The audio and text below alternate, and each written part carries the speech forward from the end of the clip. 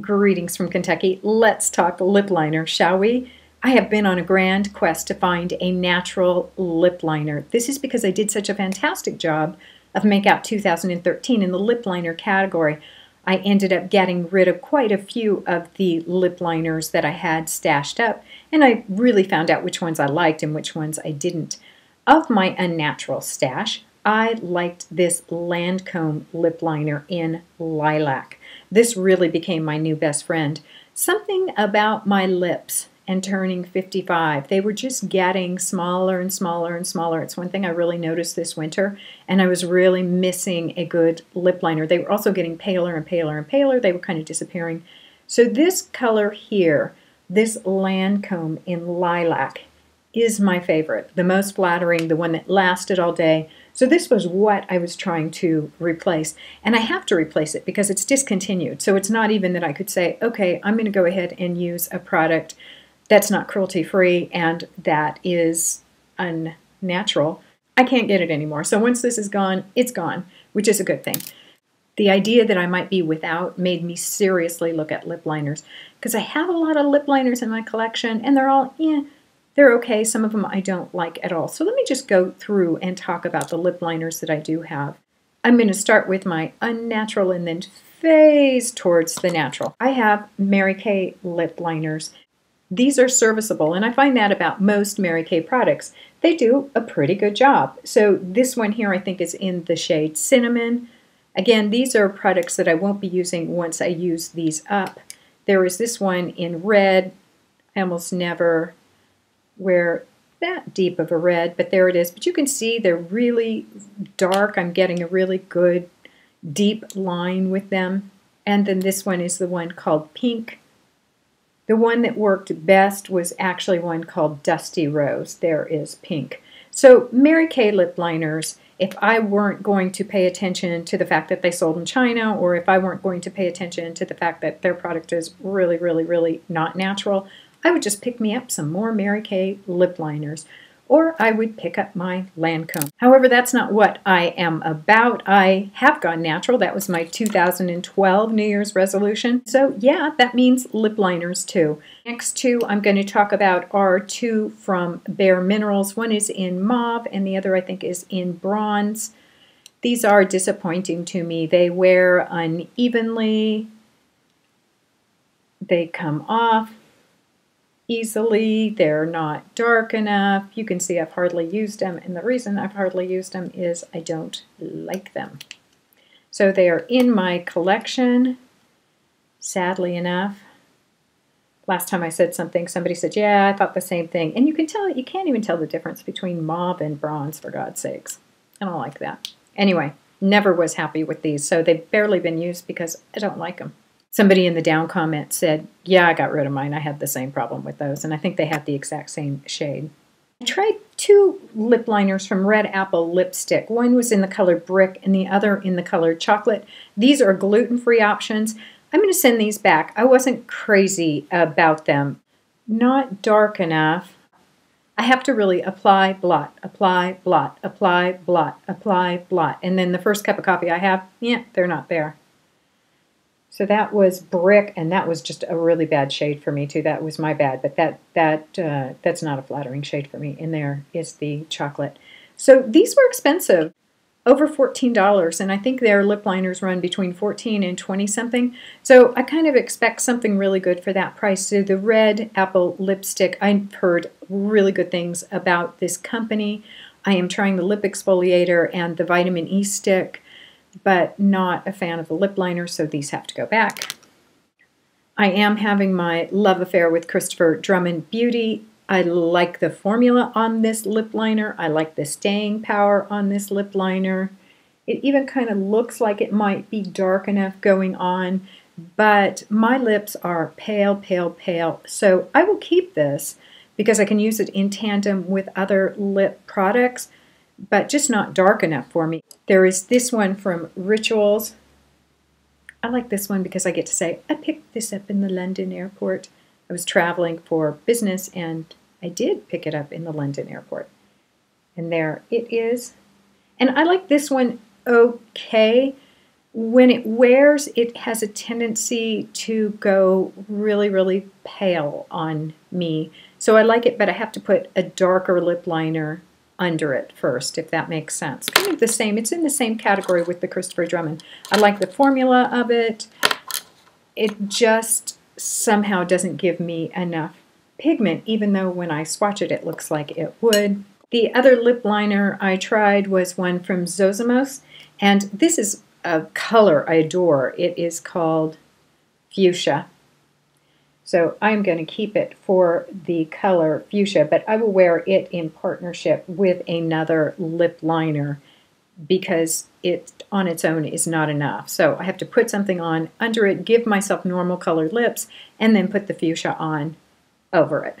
At the same time that I got the Fuchsia lip liner from Zosamos, I ordered the little Fuchsia mini cheek and lip pot. I really like it. It reminds me of Pumpkin and Poppy's Purple People. There is Purple People, by the way, but we're talking lip liners. The runner-up for my lip liner category is this one by Anne-Marie Borland. It's a German product. This particular shade is in Black Raspberry. I think I'm going to pick up one in Mocha. Look at that color. Love it. Love it, love it, love it. Let me swatch. There it is. So you can see, look how dark it is there. Look at it on my lips. My face eats color. I'm so pale. My lips are so pale. My skin is so pale. My face eats color. It just goes, ooh, color, absorb, and it takes it all in. But I like this.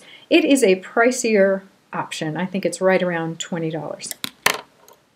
And the winner of the great lip liner hunt, the Jane Iredale lip pencil. I'm going to go back for more colors. I got the color in Plum. Love, love, love. There is my beloved Lilac, but there is Plum.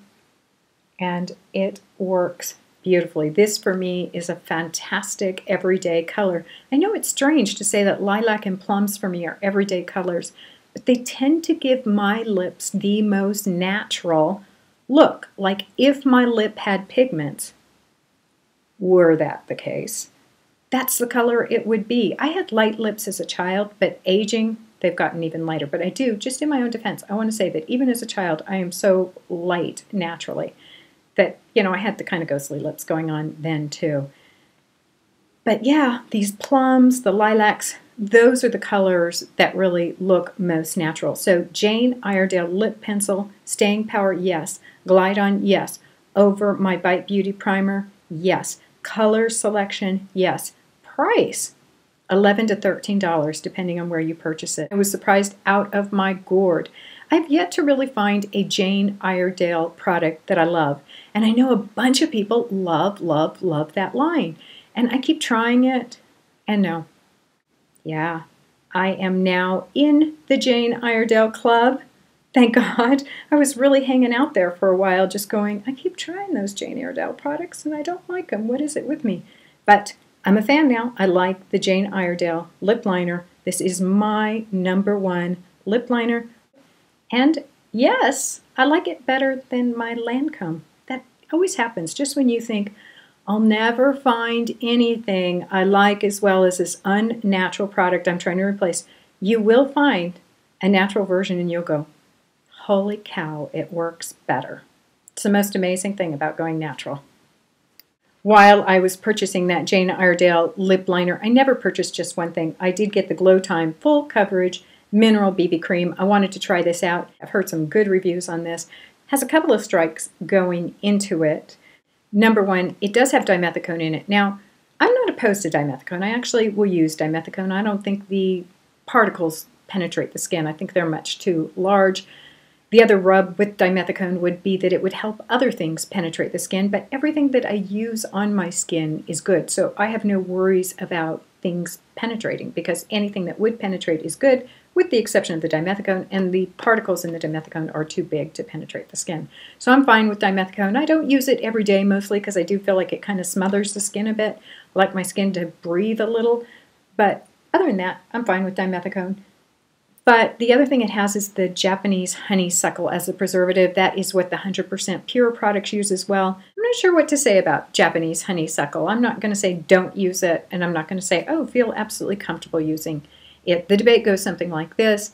You have parabens, and then you have Japanese honeysuckle, which is the natural ingredient that parabens were based on, so that they are supposed to be identical in structure. So a paraben has the same basic structure as Japanese honeysuckle, but Japanese honeysuckle is natural, and the paraben, by definition, is synthetic. Okay, so the theory or the conjecture would be, then if the parabens are bad for you, the honeysuckle is bad for you. That's a possibility. Not everything in nature is good. Arsenic, for example, right? There are poisonous things in nature that are bad for us. And it could be that Japanese honeysuckle has all of the same issues as parabens. Or it could be that that is not the case. And I have to say that the motivation behind the claim that the two are identical and would cause the same damage or not come from somebody who has an investment in saying parabens are absolutely safe for you. So his argument was something like, well, if parabens are bad for you, then Japanese honeysuckle is bad for you too.